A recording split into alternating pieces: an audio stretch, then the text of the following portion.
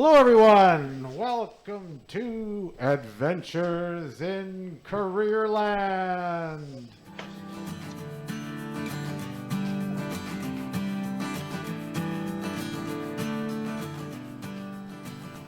Hey, everybody. It's Adriano Magnifico here. I'm the host of Adventures in Careerland. This is episode 9.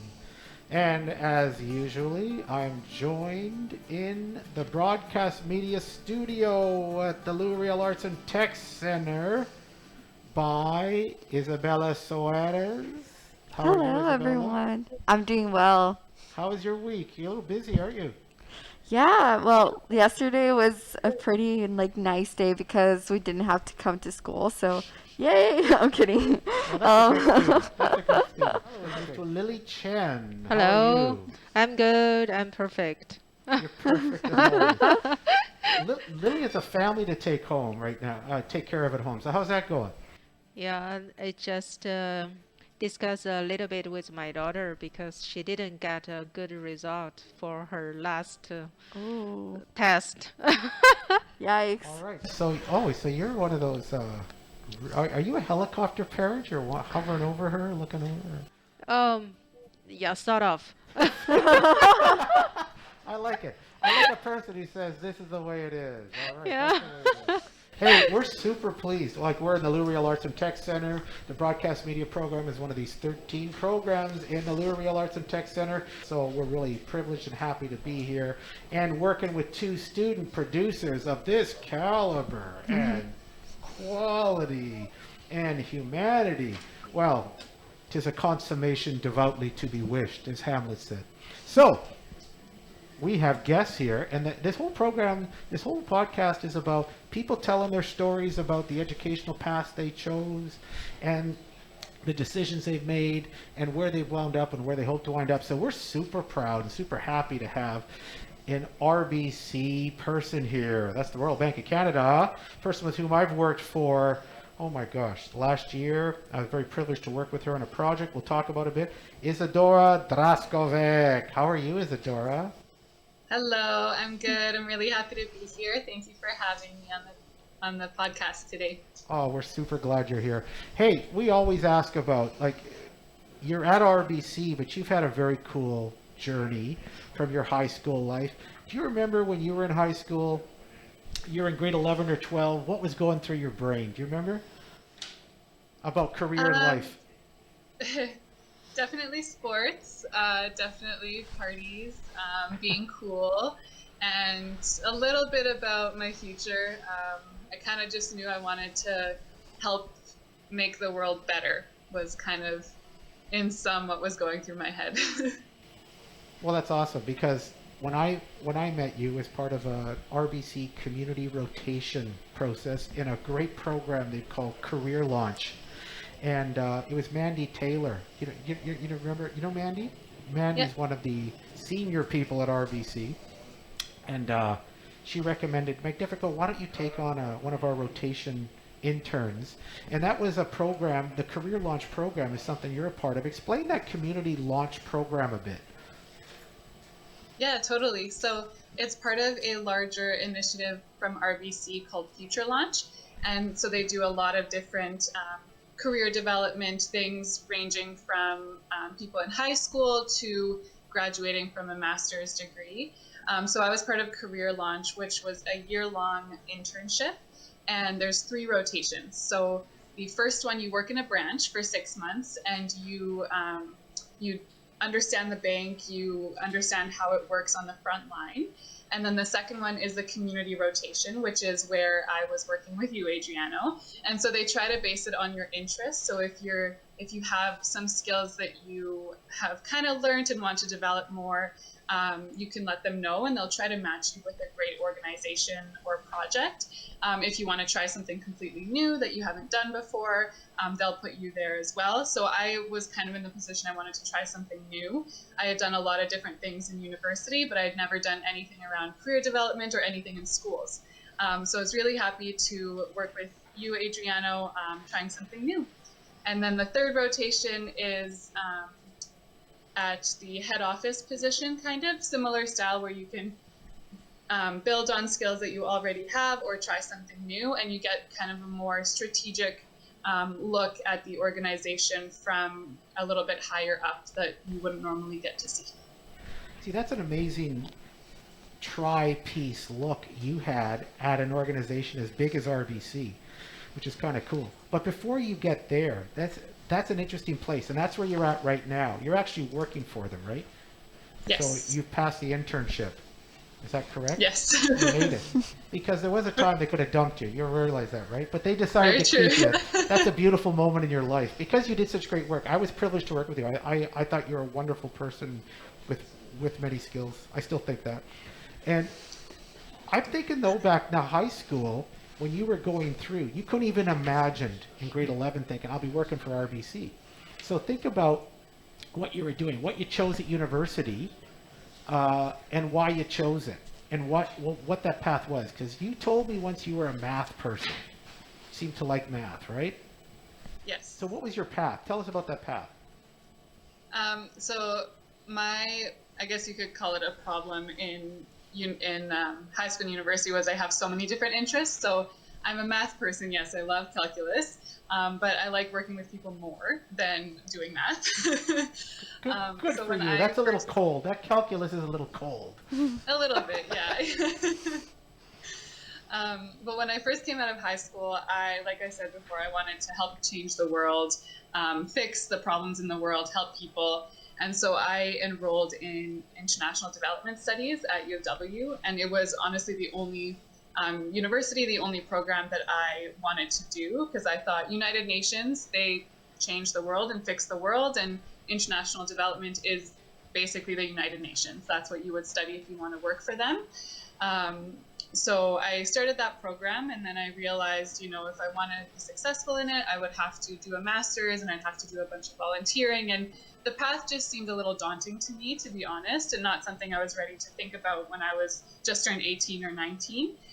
So I also enrolled in business, and so that's where the math comes in, because it was something I'm interested in, but I also realized that business is everywhere, right? Even in the United Nations, even in nonprofits, in RBC, everything is some type of business, and the program would give me skills that I would need to work for any of these places. So it was kind of a plan B for me to have more opportunities when I graduated. And so when I graduated, I was very set on working for nonprofits. In the city of Winnipeg, I wanted to help people in the city, and so I spent about a full summer, 4 months, looking for work and struggling to find it. When I did find it, it was awesome, but the problem was that it was very short-term contracts. That's the nature of nonprofit work, unfortunately, at the moment. And so I struggled with that as well. So it was a bit of a reality check of, yes, I want to change the world and help people, but I need to take care of myself both financially and with my mental health.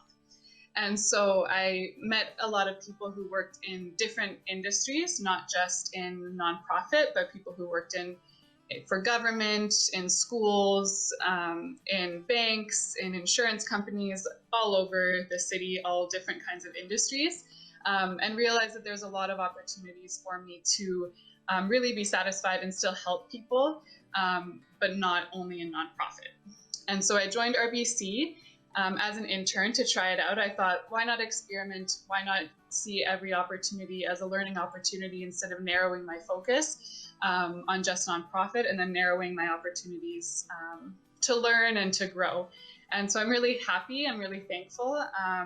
I learned throughout my whole journey there, I learned a few things, especially what's important to me in work. It's not just nonprofit, not just helping people. So there's a few things that I realized that I need in a job. So those are helping people for sure. There's very many ways to do that. Collaborating with people daily and working with people daily. A dynamic work environment, so one that's busy, one with a lot going on. I need to be able to problem solve. And I need to have opportunities for a lot of learning and growth. So being a banking advisor at RBC, it really does actually check off all of those boxes. So Adriano, like you said, when I was in high school, I never would have thought of working for RBC. It wasn't even like on my top 50 lists of places that I would want to work. But I am really happy because it does check off all of those boxes there. Yeah, and RBC is an interesting place too. I've learned a lot. I've been a partner with RBC in Future Launch in some other projects. You're aware of them. We run something called the Riel School Division Skills Credential here, and we've renewed our partnership for another couple of years, which is really challenging this pandemic. But we're still working it, and we're still doing it. And RBC is doing some workshops for us this week, actually. It's what I was always astounded. Sometimes you think of a bank as something that's just some large corporate monolith that's out to get you. And I thought I'm stunned by how much community work they do, and the Future Launch program and the Career Launch program just opened my eyes to the community involvement of this organization. So when you say, you never imagine working for RBC, now you can. And this is not only are they trying to make profit, because that's what they do, they're also so invested in the community. It just astounds me, their reach. And I've just been so impressed with this organization. And I think you're super lucky to work for this place, because it does check a lot of boxes for you that way. It checks a lot of the some of those. You had such passion for, like when you talked about the United Nations. And it's funny you say when you talked about the United Nations piece, it was a bit daunting, because our last guest, Andres, also said that he went up and he wanted to do this, and then heard of it, and then he ran. He said, "Forget it, I can't do this," and he took off. And I suspect you might be ready for it in the next, like, you know what I mean? Like your courage and your strength and your confidence just begins to kind of flourish once people show confidence in you. And that's what RBC does, right? It's just a neat organization that way. Hey, tell me about like life in university. You said you played a lot of sports. Like, what did you get from your sporting life that you think has really influenced who you are? That's a great question. So I played sports not in university, but in high school, all throughout. And it really taught focus, for sure. Like, you really need to, if you want to get better at something, sports is really the place where, you're forced to do the exercises to build that skill. And it's really tangible, right? Like you want to get better at passing a ball in volleyball. That's the sport that I played. You have to practice passing. And then I know that I was passing the ball against the wall for an hour every single practice, and we had 3 practices a week. But you really saw the result of that after 2 or 3 weeks of doing that. I got a lot better. And so I think it really shows that practice does make progress, and it's a really great way to see that tangible result. Because sometimes in school, you're in school for so long, you're not necessarily focused on one thing to get better at. And that definitely helps in the workplace too, because, being in a specific role, there's lots of different skills that you need to work on, and that will help you do your job better. And so really understanding that kind of analogy of, I want to get better at this. I need to pass the ball against the wall. I need to keep practicing it to get better. And then, trusting that process and trusting that you will see those results at the end. Sports definitely helped me with that, and also helped me with managing a lot of priorities. You have practice, you've committed to that practice, but you also have to finish your homework and eat and sleep. And so it really helped lay the foundation for being able to manage that going into work and going into university. Hey, when you were busy then, you were a busy person. What thing always got shortchanged because you were so busy that you wished you could get at? Do you remember some of those times? Like, sometimes was it sleep? Sometimes was it food? Sometimes was it homework? Because you never missed a volleyball practice, right? Yeah, pretty much never. You never miss that stuff. Like, and that's the great irony. The great irony of high school is, or if it's ironic and it's in this way, but all the stuff we do on the outside of high school is the stuff we love to do. We never miss it. Then you go into the school and, oh well, I'll get to that. I'll do that essay when I can, or you have to find time. What stuff got shortchanged, you think, sometime? And for the average kid, you were hanging with them too, because you said you were cool. All right, Magnifico is never cool, okay? Okay, so I'm talking to a cool girl. This is pretty impressive for me right now. So, so what got kind of shortchanged, and in your circle of cool and other, I'm kidding around, but what did people have to really decide? I'm going to move this off to the side. Yeah, I think definitely sleep was the big one. But I think in terms of what got missed, it was the amazing career development stuff that you're doing in schools right now. That wasn't really a focus when I was in high school. To give you context, I'm 26 years old, so that was about 8 years ago. Yeah, about 8 years ago. So career development wasn't really a focus. So I think that, you know, being able to explore your interests of volleyball or any sport is great. But the reality is, you know, I wasn't planning on being a professional volleyball player. That wasn't in my trajectory. My trajectory was to find a stable job, something that I love to do.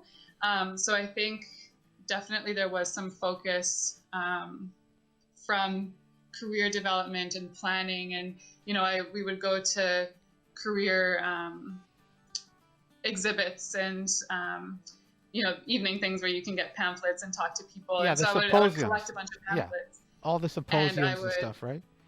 Yeah, exactly. Sorry, the word was escaping me. But I would collect a bunch of pamphlets and I'd mean to do research on them and then never got around to it. It wasn't, nobody was on me to research these things. They were on me about homework and about going to practice. So I think definitely it takes away from the time to plan for your future and to really explore those other options that you want in terms of, you know, doing volunteer opportunities or networking with people in that industry. It's just, it wasn't something that was focused on for sure. You're talking about something we talk about all the time. Like Isabella and Lily and I talk about all the time. You collected so many dots, but you didn't connect them. Like, and that's what you've done. You've done an exercise that no 26-year-old has ever done. You completed the Lean Career Design Canvas that we use at Riel School Division to help students connect the dots. Here, throw it away. To help students connect the dots of their experiences. So what you're speaking about always struck home, like, because we talked a lot. It was so much fun having you here for the few months you were here, because we talked a lot about sometimes the lack of reflection that goes on in high school. We do a lot, we're busy, we sacrifice things to do these things, but we don't reflect on what they mean to you as an individual and what they mean to you moving forward, even though they're all good. Like what you're talking about now, the focus and all those pieces, no one ever talked to you about that. It was just a fun thing for you to do, and something that gave you identity, something that gave you, it kept you fit. It created a group of friends for you on that team and stuff. So that was always cool. Do you remember you're doing the career canvas? Like the big canvas starts with that problem, right? And asks, what do you want to figure out in your life? And I remember you doing it. How long did that take you? And you said it was a tough exercise. Do you want to explain that? Even at your kind of your age now, which is much more mature than being in high school where everything's like that. You found it really tough. So imagine a high school kid trying to do it. But talk about what that experience was like doing that Lean Career Design Canvas.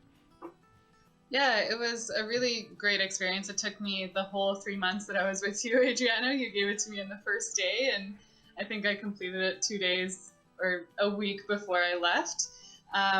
So why it was really good. So for me, I had started collecting or connecting the dots. So after graduating university, you need to, you know, put together your resume. You do really need to think about these things. So I had started doing that.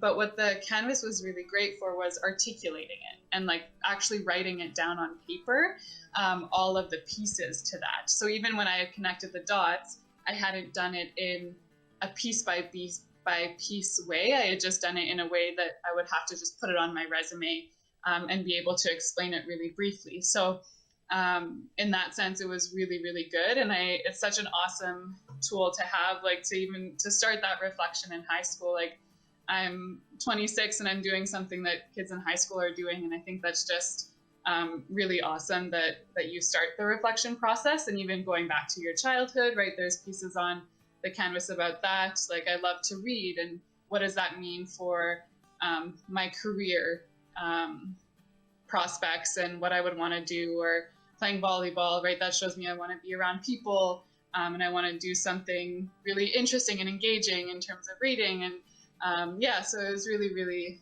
great process, but really hard to think back all the way and really connect those dots from childhood up until now.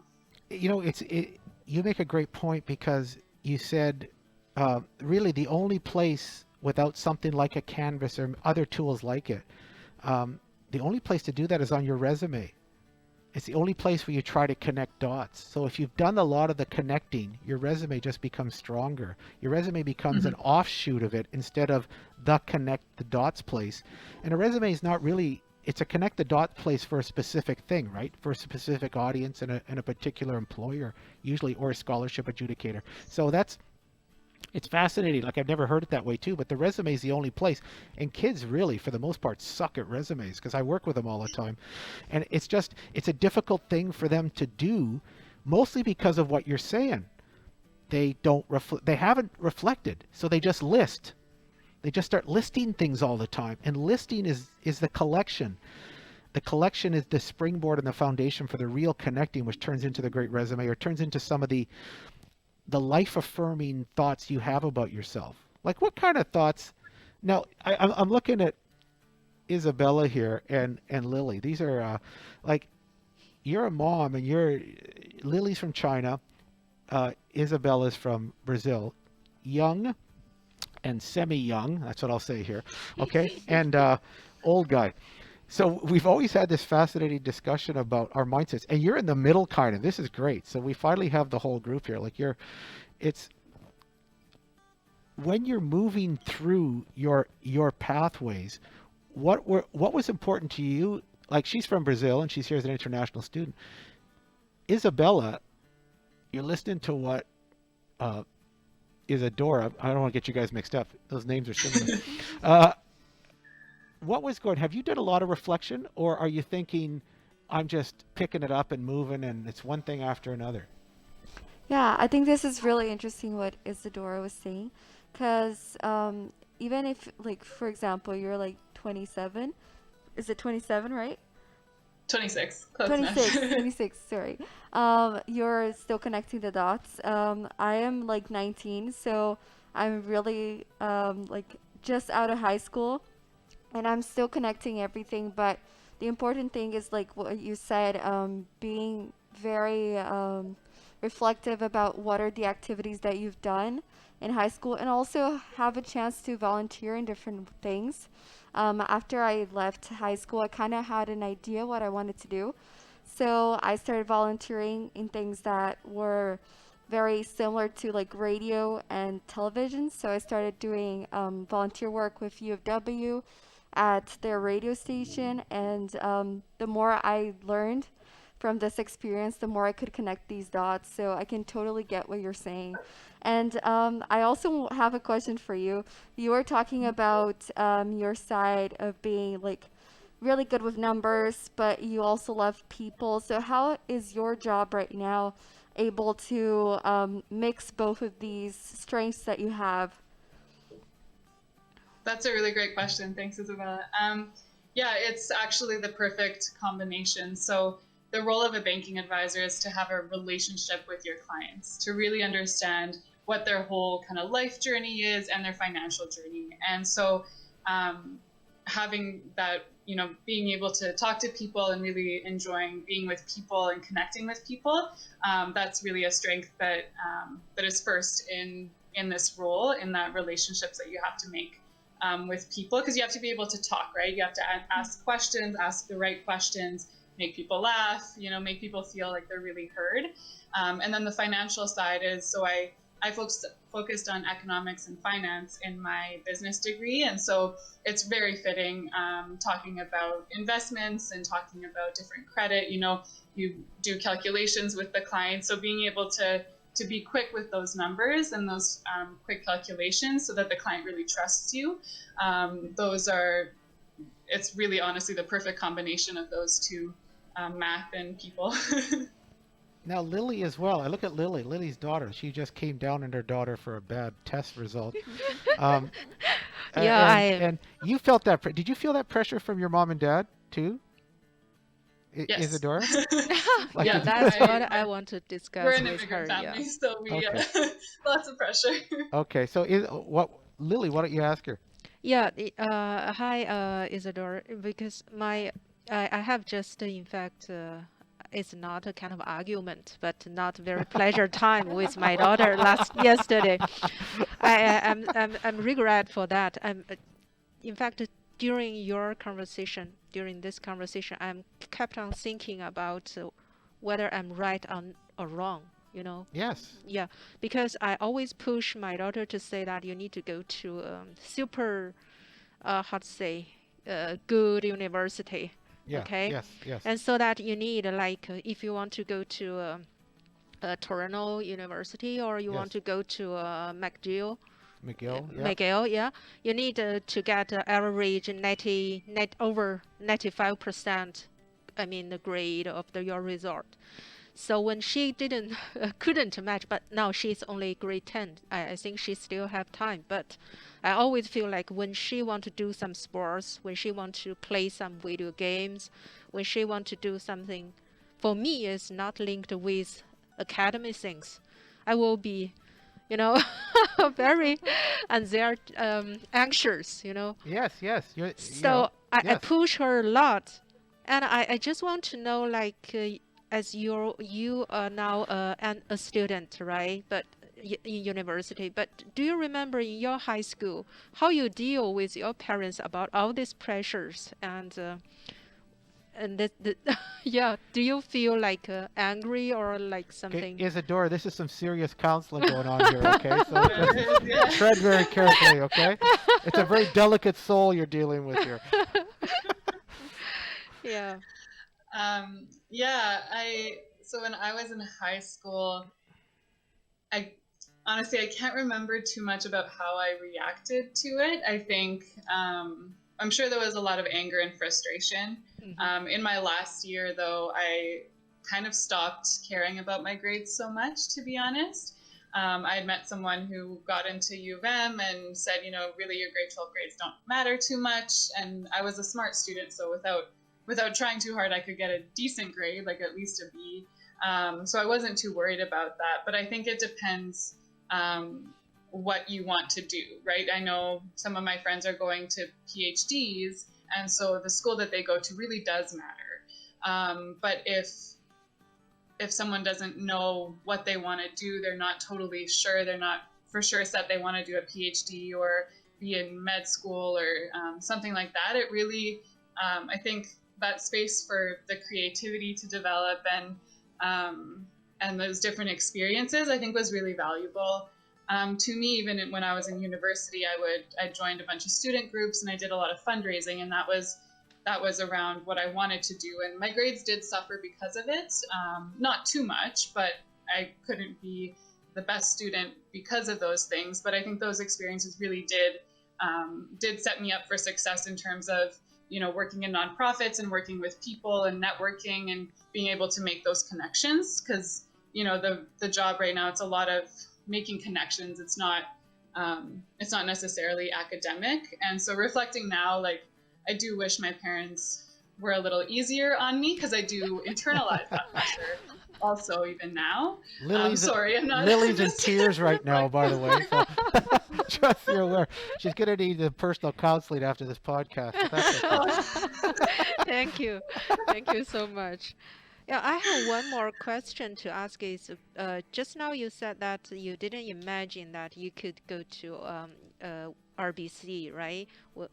Yeah. But before you got this opportunity, what do you plan for your career?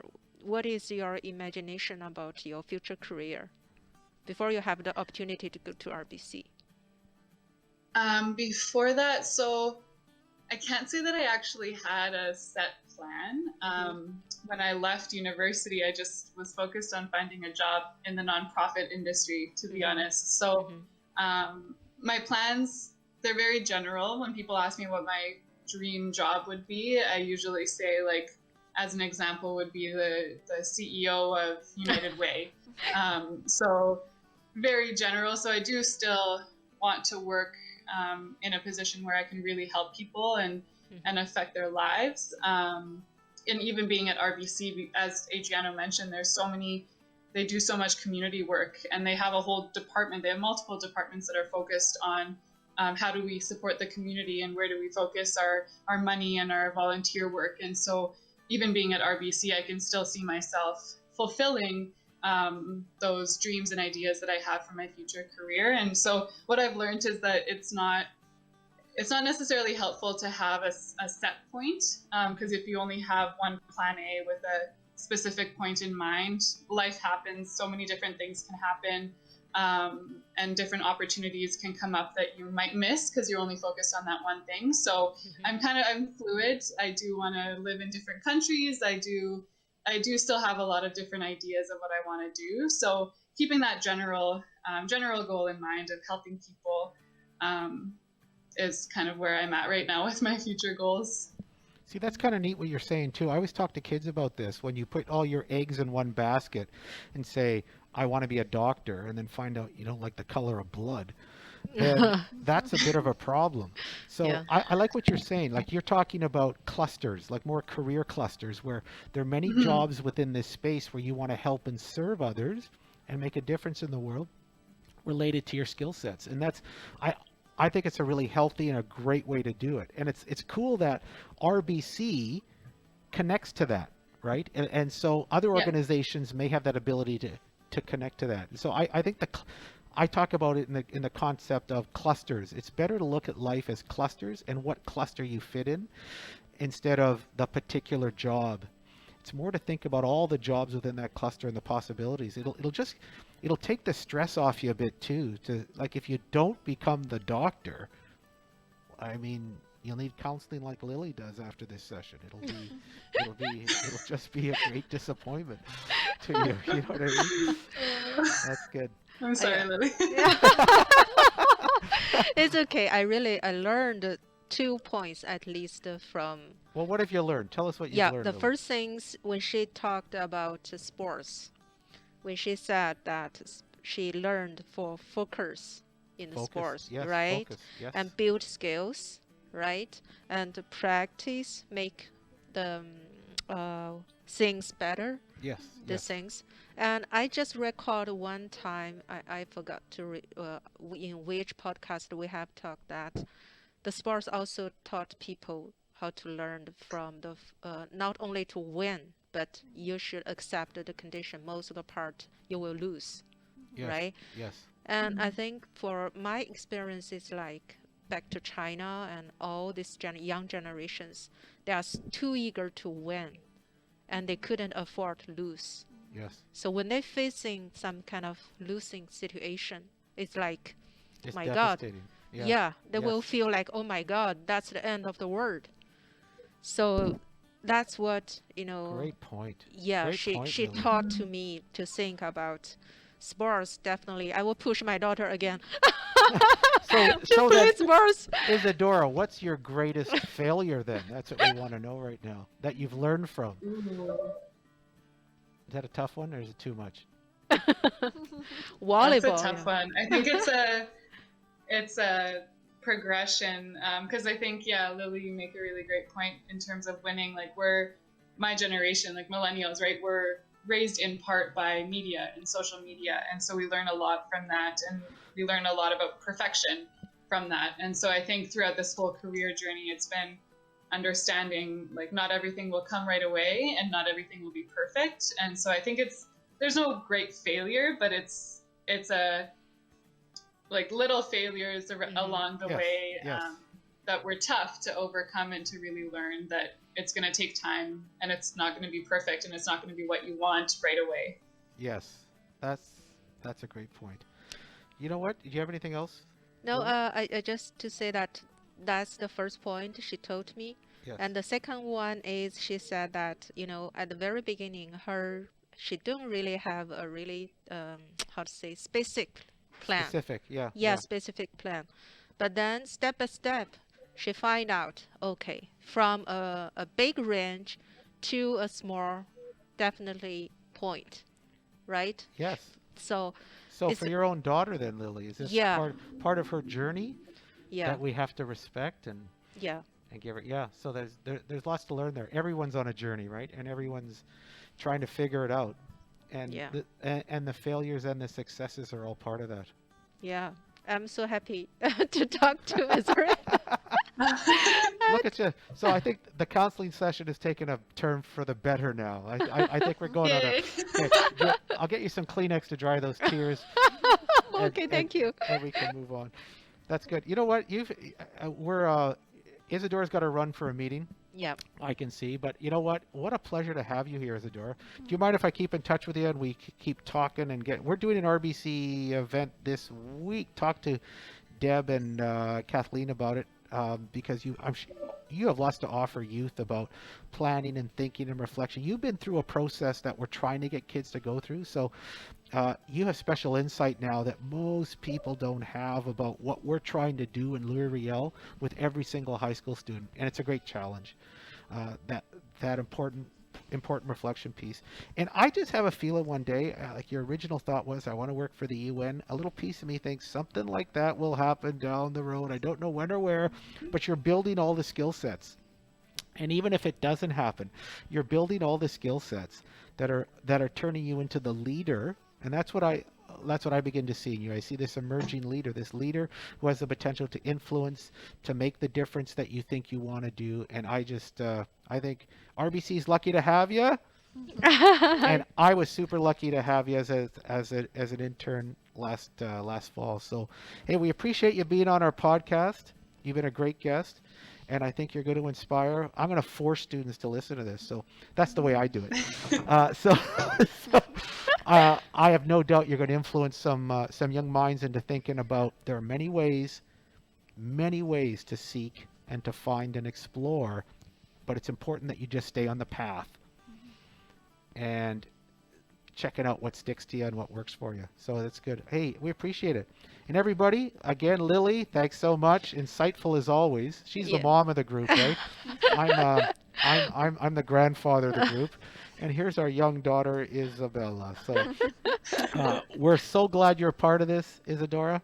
That's the end of our podcast today. Everybody, episode 9, Isidora Draskovic.